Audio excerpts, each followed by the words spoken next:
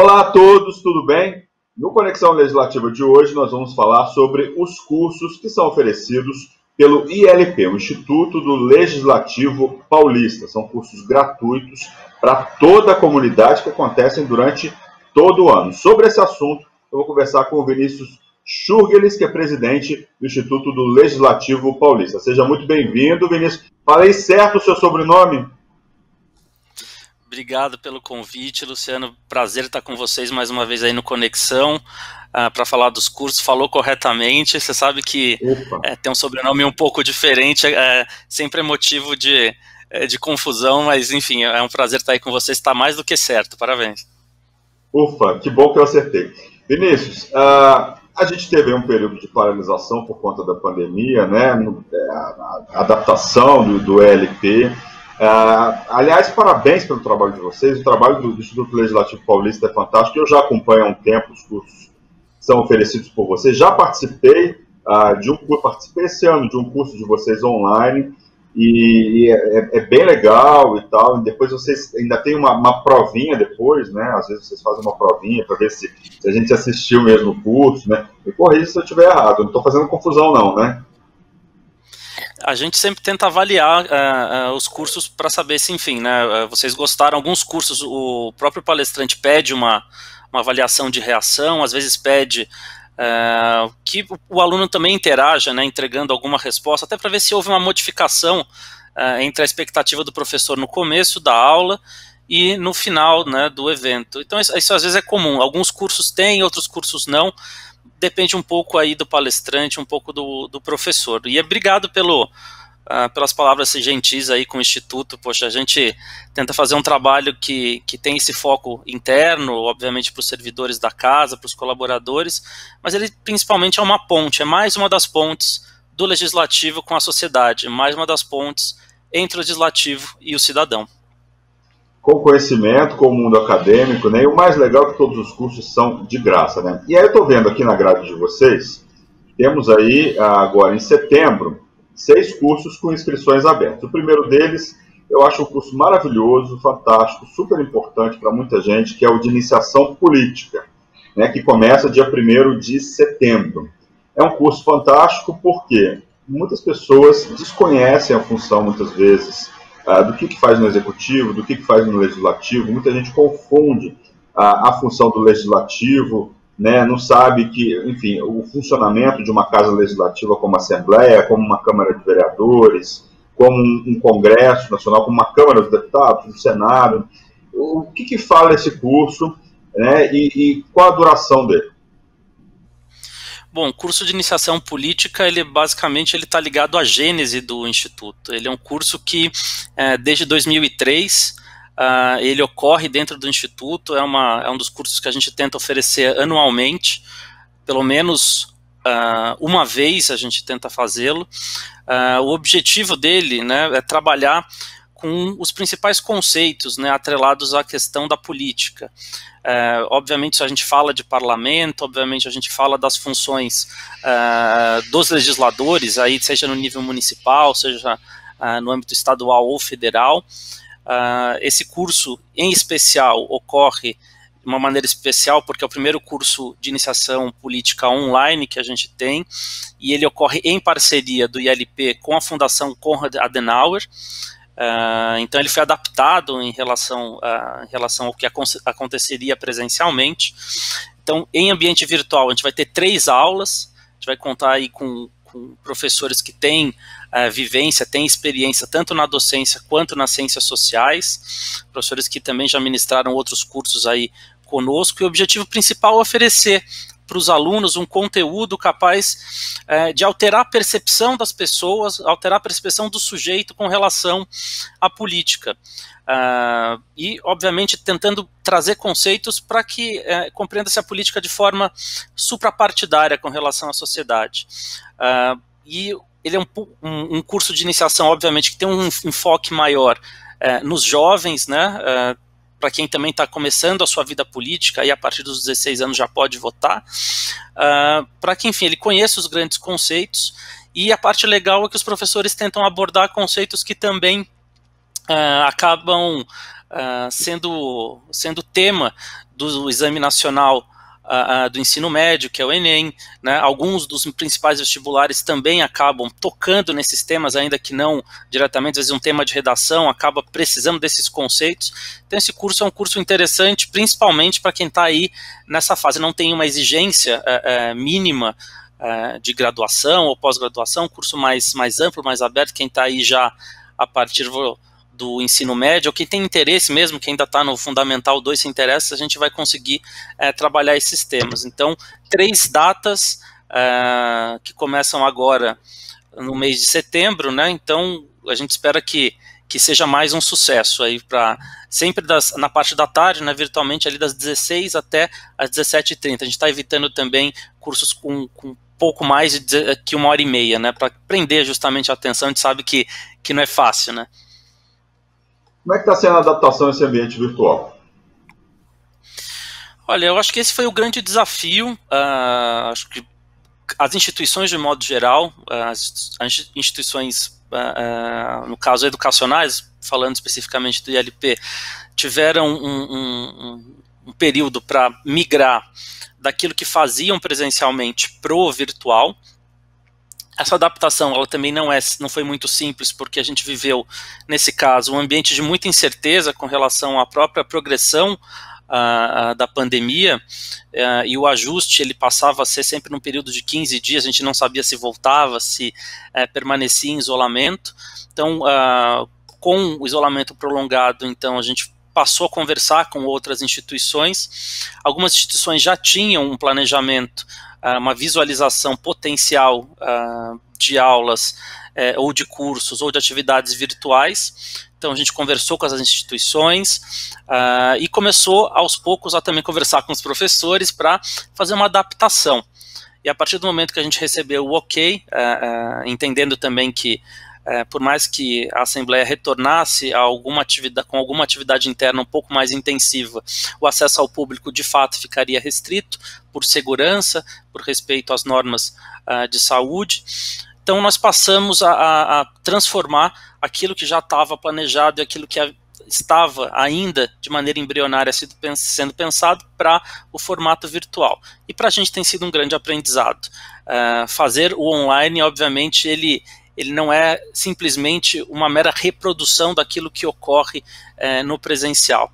Então a gente vai fazendo, vai aprendendo, vai também aprendendo quais são os melhores horários, as melhores ferramentas, tamanhos de evento, aquilo que é possível também, porque alguns cursos têm dinâmicas, e como essas dinâmicas seriam adaptadas, tem públicos diferentes, então isso também está sendo dioturnamente conversado com a equipe acadêmica. Enfim, está sendo uma experiência muito boa, e hoje a gente percebe que, mesmo que se a gente voltar num curto espaço de tempo, atividades presenciais, a gente vai manter um canal de atividades online aí de uma maneira perene, em conjunto com o que a gente tem presencialmente. Estou olhando aqui outros cursos, outra programação de cursos. Temos mais 5 cursos, tem lá o dia 1º. Dia 1º também tem o conceito de realismo na política internacional, os pensamentos de Carr e Morgenthau, também não sei falar, Morgenthau, né?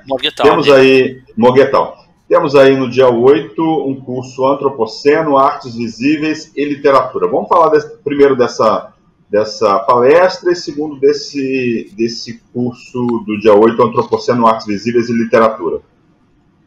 Tá, então essas duas atividades eram atividades que estavam previstas para o começo ali no final do mês de março, ali foi quando justamente a gente teve a questão do aumento das medidas de restrição. Então o que a gente fez, a gente conseguiu transportar essa primeira palestra, né, que fala sobre os pensamentos de Carr e Morgenthau. Se também estiver errado, eu estou errando junto com você, tá? Para o dia 1º/9, das 15 às 16. Era uma das palestras programadas ali, então, para os meses de fevereiro e março, porque esse ano a Alesp também reativou a sua comissão de relações internacionais. Então a gente traz aí alguns pensadores das relações internacionais. Então esse curso é voltado para as relações internacionais, para alunos de geografia que tenham interesse, que então vem falar sobre realismo dentro do pensamento político, a questão do paradigma realista no estudo das relações internacionais, e o objetivo é justamente trazer os estudantes que têm um interesse em geopolítica, interesse em relações internacionais e também interessados em geral, para conversar um pouco sobre o panorama da política internacional, o panorama da geopolítica, e trazendo aí dois pensadores, né, o caso do realismo para Edward Carr, né, então o nome dele é Edward, e o realismo também para Hans Morgenthau, e se eu estiver errando, estamos errando junto. Então, no dia 1/9, das 15 às 16, 1 horinha é esse seminário. E, na sequência, a gente tem aí já um curso, né, que fala sobre o Antropoceno, Artes Visíveis e Literaturas, entendendo, então, como é que a gente... basicamente, esse formato de curso são 4 encontros virtuais. Quando a gente fala de Antropoceno, a gente está falando... é um termo meio técnico, mas a gente está falando da época geológica humana. Essa seria a tradução do Antropoceno. E essa época geológica humana, tentando compreendê-la, tentando conversar, dialogar com ela por meio da história da arte e por meio da literatura.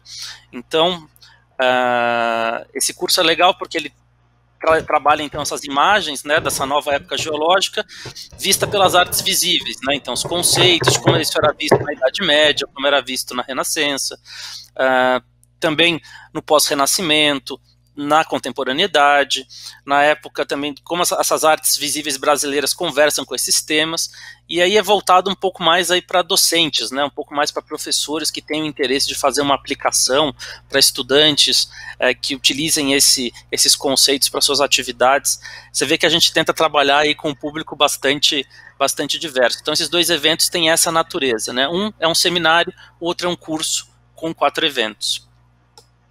Como é que geralmente é a procura de vocês, né? As pessoas que, igual eu acompanho vocês já há um tempo, acompanho até antes de entrar na Assembleia, existe um acompanhamento, você já tem um público fiel que acompanha vocês, pessoas que fazem vários cursos, é mais o pessoal da área acadêmica, são mais estudantes de ensino médio, são professores, são todos esses públicos que eu falei. Eu queria que você falasse um pouco desses públicos e do acompanhamento que é feito com os cursos que vocês oferecem. Nós temos alguns alunos que são alunos frequentes, né, do nosso espaço, que obviamente nos deixa muito felizes. A gente percebe que a gente consegue, se fosse aí uma instituição, a gente estava fidelizando esse público, né? A gente sabe também que as pessoas têm alguma dificuldade de vir presencialmente, porque naturalmente a gente oferece muitos cursos durante um horário considerado horário de expediente, né? Então nem todo mundo tem essa possibilidade de se deslocar, mas a procura ela varia bastante. A gente tem, na sua grande maioria, as pessoas, pelas nossas estatísticas, são pessoas que em geral já têm uma graduação, pelo menos, e acabam vindo de acordo com seus temas de interesse. Então, ou às vezes políticas públicas, ou às vezes temas atrelados ao legislativo. A gente tem algumas pessoas que buscam capacitação conosco. Periodicamente a gente oferece cursos de técnica e processo legislativo, também oferece curso de cerimonial público. Então são pessoas que querem compreender um pouco melhor como é que funciona essa dinâmica do parlamento, ou querem buscar também alguma certificação ou capacitação. Os estudantes nos procuram muito por conta das famosas horas complementares, né?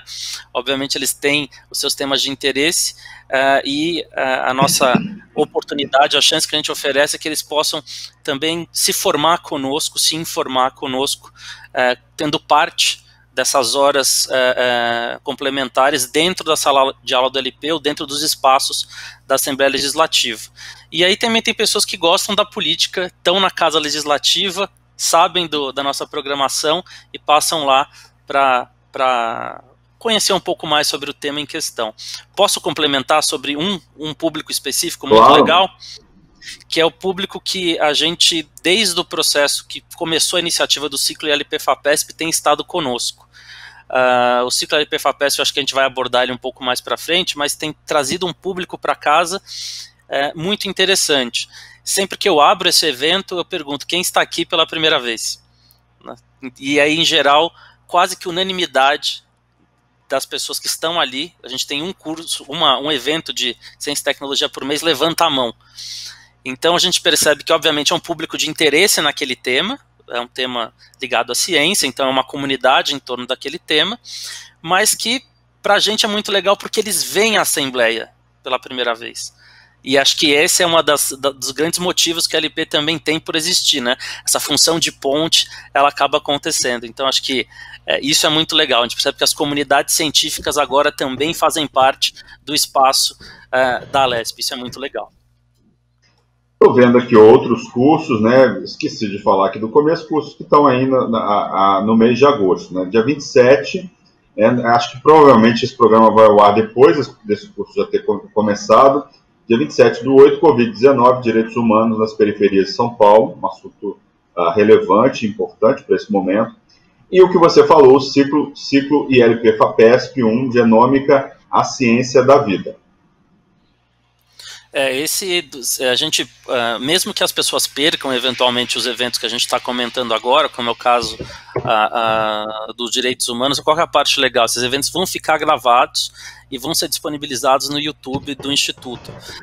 Quem não conseguir acompanhar ao vivo vai ter a oportunidade de poder assistir depois na sua casa, num momento mais tranquilo. E aí, então, dia 27 a gente tem, como você comentou, a questão da pandemia nas periferias. A gente traz o caso da Brasilândia, falando sobre aspectos muito importantes ligados a direitos humanos, né? E obviamente a gente tem comunidades em todo o entorno de São Paulo, que tem uma maior fragilidade em aspectos socioeconômicos, e a gente vai tratar como é que essa pandemia impactou ou tem impactado essas comunidades, como elas também têm buscado formas de reagir diante das dificuldades que se apresentam. E retomamos o nosso querido ciclo ILP-FAPESP no dia 31/8. A gente previu 4 eventos para esse segundo semestre. O primeiro deles vai falar então sobre genômica. A genômica é aquele ramo da genética que estuda o genoma completo do organismo, né? Eles se dedicam a determinar a sequência completa de DNA de alguns organismos ou o mapeamento de uma escala genética menor. E a gente vai tentar trabalhar de que forma a genômica ela tem produzido os resultados para portadores de doença que então não tinham tratamento ou que não tinham uma cura conhecida, como é que a genômica desenvolveu atividades relacionadas à questão da pandemia. E acho que a parte muito legal que esses eventos com a FAPESP, obviamente eles fortalecem o sistema de ciência e tecnologia, porque eles mostram, principalmente, tem uma função de difusão de conhecimento muito importante para saber assim, o que esses professores e doutores estão ali dentro da universidade produzindo, né? E, obviamente, a gente faz uma abordagem numa linguagem mais acessível. Então, a gente conta aí com parceria muito forte das instituições, das universidades estaduais, das universidades federais que estão aqui no território. E nesse evento específico, a gente vai ter 3 professores doutores, né?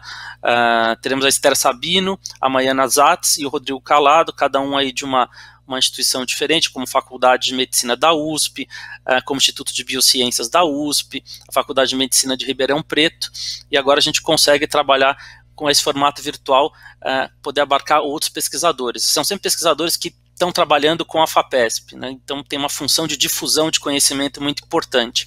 E essa difusão, ela não é só para a sociedade, mas é também para os parlamentares e para os seus gabinetes, para que eles saibam o que está sendo pesquisado, o que está sendo produzido, quais são os achados científicos, para que a gente tenha também uma melhor produção legislativa, para que a gente tenha uma produção legislativa que também esteja amparada em dados, em ciência, e com isso ela tem também uma melhor possibilidade, uma maior possibilidade de ter mais eficiência enquanto política pública. Esse é o nosso objetivo com esse ciclo.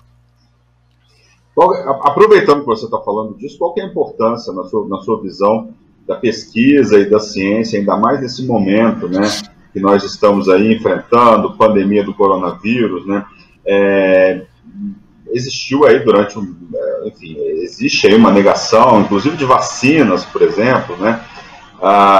Gente falando que a Terra é plana. Como é que você vê aí essa negação da ciência, né? E o quanto que a Assembleia pode contribuir aí para a disseminação? Acho que você já falou um pouco sobre isso também. O nosso papel, o Instituto, ele é um instituto de políticas públicas, ele tem a sua função educacional, mas ele obviamente, também acaba sendo um dos agentes que compõem esse sistema de ciência, pesquisa, ensino, inovação. Então, ele é mais um ambiente que propicia isso, e obviamente ele tenta trazer para dentro da Casa Legislativa algumas discussões que estão dentro do seio da sociedade, a partir do momento que obviamente a gente também identifica essas demandas enquanto discutidas dentro das próprias comissões, discutidas no plenário, seja no pequeno ou no grande expediente, a gente identifica essas demandas e traz esses temas. Também, óbvio, né, a nossa função é justamente aproximar aquilo que é produzido, as instituições que produzem ciência, desencastelá-las para que elas tenham mais um espaço para poder comunicar aquilo que tem sido feito. É preciso que a população ela entenda que a ciência ela tem o valor por todos os benefícios que ela traz. Obviamente que a ciência ela não... nem sempre ela produz os estudos não são sempre definitivos, né? E é natural que ao longo do tempo novos estudos sejam produzidos à medida que se conhece e se evolui mais. Vou te dar um exemplo. Também... Vamos lá. Vou te dar um exemplo, né? Eu acho que como pesquisadores, eu e você, a gente recebe uma pergunta, né, de uma ou mais pessoas para um determinado tipo de pesquisa, e você entrega outras perguntas, né? Então é um processo dinâmico, né? Quer dizer, você responde uma pergunta, mas deixa várias outras para outras pessoas responder, e esse é o processo, né? Muitas vezes importam mais, lógico que as respostas importam também, mas importa mais as perguntas que se faz, né? As perguntas que se deixa, né? Do que muitas vezes as respostas, né? É uma evolução contínua, né?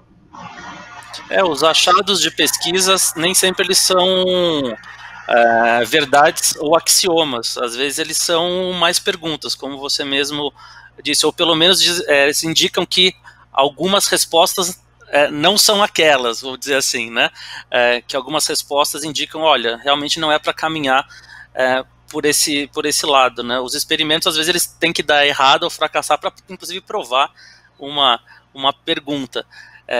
E isso é muito importante, a gente está construindo conhecimento, a gente está num processo de construção, e essa construção só vai ser melhor se nós contarmos então com mais recursos para pesquisa, se a gente tiver então mais pessoas tendo os equipamentos adequados, as condições apropriadas para produzir esse conhecimento. Esse conhecimento é o que faz a humanidade caminhar, é o que vai trazer a médio e longo prazo um maior bem-estar para a população, um maior bem-estar para a sociedade.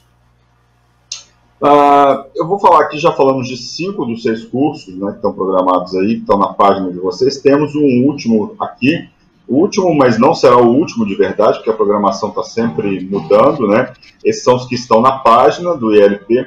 No dia 21 de setembro tem diálogos informacionais, gestão do conhecimento nas organizações. Interessante esse curso, fala um pouco para a gente dele. Bom, a gestão de conhecimento nas organizações é um tema muito importante. Esse é o primeiro de 5 encontros que vão ser na série de lives.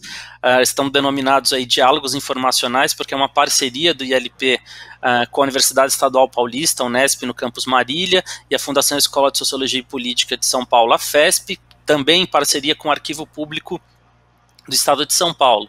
A gente agradece já os nossos parceiros, né, porque a gente sabe que é sempre muito bom poder discutir a importância do registro e tratamento da informação para a gestão do conhecimento com gente que entende e sabe do que está falando. Então, no dia 21/9, às 1h aí, das 17h30 às 18h30, a gente tem essa primeira de uma série de 5 lives, onde vai contar com a professora Maria Lígia Pomin Valentim, que é livre docente em formação, ali pela ECA USP, né, a professora titular da Unesp.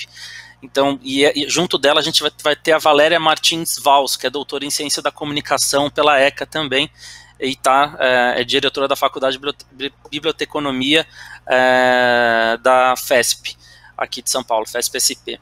E temos também, desculpa, esqueci de comentar, porque é muito nome, mas a professora também, Carmen Lúcia Batista, que é doutora em Ciência de Informação, também pela ECA São Paulo. Então a gente vai ter essas três professoras, com mediação do nosso coordenador pedagógico, Stanley, discutindo a importância da gestão do conhecimento para as organizações. A gente já fez um ciclo ali em 2018 sobre esse tema, juntamente com a CADA, a antiga CADA da LESP, falando sobre gestão de conhecimento, gestão sem papel. A gente volta à carga com esse tema agora com a Unesp e com a FESP. Para a gente é um prazer poder contar com essas instituições junto conosco. Vamos reforçar aqui, os cursos estão abertos na página al.sp.gov.br/ILP. Né? Tem rede social, fala um pouco para a gente como que a pessoa faz a inscrição, vai lá, clica, coloca seus dados pessoais e já está inscrita no curso, como que funciona? Bom, a gente tem então esse endereço que você comentou, que é dentro do portal da LESP, página do ILP, lá tem cursos e eventos, clica no curso de interesse, e ali é só começar o seu cadastro por digitar o CPF. A partir do momento que você digita CPF, você preenche um pequeno formulário bem curtinho, só para a gente ter o nosso controle, e aí você depois recebe um e-mail confirmando a inscrição. Se você não quiser acompanhar a programação pelo nosso site, nós temos também redes sociais, tem Facebook, digitar Instituto Legislativo Paulista, pelo Facebook vai aparecer o ILP, tem o Instagram, ilp.sp, tem o nosso YouTube também, que a gente está reformulando e reorganizando os cursos, mas está lá também, youtube.com/c/ilpsp. Todos esses canais são canais onde você consegue se informar. O YouTube, obviamente, não tem a programação, tem aquilo que já aconteceu, mas o Instagram a gente lança o que tem, toda vez que a gente está pouco mais próximo do curso, ele está lançado, e na nossa página é aquilo que já vai acontecer um pouco mais para frente. Tem só um curso que não apareceu aí, posso comentar? Aliás, 2, posso comentar com você? Ainda dá tempo? Uhum. Dá, claro. Então vamos lá. A gente vai ter um ciclo bastante interessante sobre eleições e filosofia, são várias conferências, né, são eleições e os clássicos da filosofia política. Aproveitando o momento de eleições, a gente vai refletir sobre como a filosofia dialoga com a política, os aspectos conceituais de democracia, a questão da legitimidade do exercício de poder que vem da tradição, que emana da tradição da filosofia política, abordando aspectos aí, quais são os desafios éticos, os desafios jurídicos, os desafios políticos que os autores clássicos, desde a antiguidade até os dias atuais, eles nos trazem, né? E esse vai ter em torno de 7 encontros, se eu não me engano. Então a gente sai ali desde Platão e Aristóteles e vai até os autores mais contemporâneos. E a gente começa no dia, deixa eu só ver aqui se eu encontro, porque senão também eu me perco nesse tempo. A gente começa já no dia 3 de setembro, falando de Platão e Aristóteles e o que eles conversam, dialogam conosco sobre a questão da política. Esse curso logo mais está no ar, e aí os cursos acontecem numa sequência aí de 7, 8 encontros durante os meses de setembro e outubro. Então é importante. A gente também ainda não colocou, mas está fechando essa semana, temas relativos às eleições. A gente vai fazer pelo menos 4 encontros, que aí tem a ver com a eleição em termos mais práticos, né, quem está participando do processo, para compreender um pouco melhor esse período. E já temos também Círculo ILP FAPESP programado aí mais 3 eventos além desses que a gente comentou no mês de agosto. A gente vai falar sobre empreendedorismo, inovação e impacto social em setembro. A gente vai falar sobre os avanços na luta contra a depressão no dia 26 de outubro. E por fim fala sobre a indústria 4.0, a revolução industrial e seus avanços no dia 7 de dezembro. Tem muita coisa que a gente ainda está trabalhando, por isso é sempre bom consultar a nossa página, as nossas redes, porque vem muito mais coisa por aí. Pois é, eu sugiro fazer o seguinte, vamos fazer um programa por mês para falar da programação do mês, né? Se você topar, a gente já faz lá no final do mês de setembro. Vinícius, muito obrigado pela sua presença. Bom, eu aproveitei e já fiz inscrição lá no curso do dia 21, né, que é o curso de diálogos informacionais, já estou com a minha inscrição garantida aqui, eu acho, né, não sei. E muito obrigado pela sua participação aqui no Conexão Legislativa. Obrigado, Luciano. É um prazer falar com vocês, é um prazer falar com a sociedade paulistana, a sociedade agora também brasileira, que vai poder assistir os nossos eventos, porque eles, sendo online, eles têm um alcance muito maior, e a TV Alesp também tem esse alcance. É muito bacana poder falar, prestar esse serviço de utilidade pública. E lembrando, né, sempre cursos de maneira gratuita, isso é muito legal. Tá certo, Vinícius, muito obrigado pela sua participação. Bem, e o Conexão Legislativa de hoje fica por aqui, lembrando que você pode assistir esse e outros programas da Rede Alesp no nosso canal no YouTube. É só digitar Rede Alesp. Nós voltamos num próximo programa discutindo um outro assunto de relevância para a sociedade. Obrigado pela audiência, tchau.